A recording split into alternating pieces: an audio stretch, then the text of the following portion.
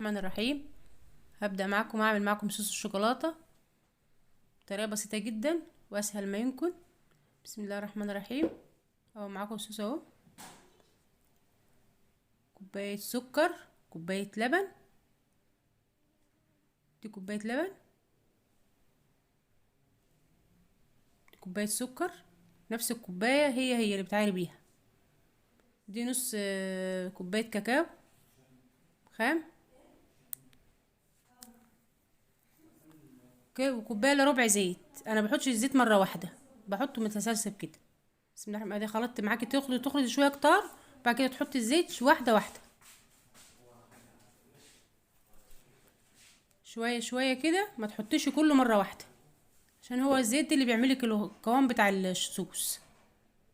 بس بعد ما تضرب اللبن بالكاكاو بالسكر شويه كده حلوين، بعد كده تحطي الزيت واحده واحده،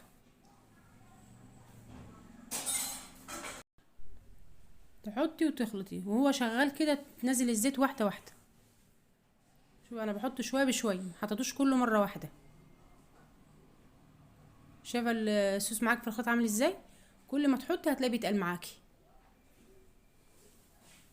بس كده اهو، هفضيه بقى قدامكم شوفوا عامل ازاي.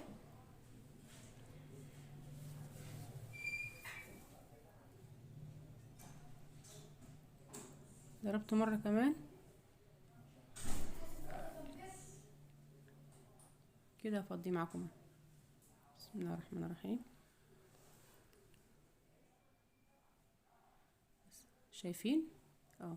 بحاول بس اجيب لكم الصوره قدامكم اهو. هلم بقى الخلاط.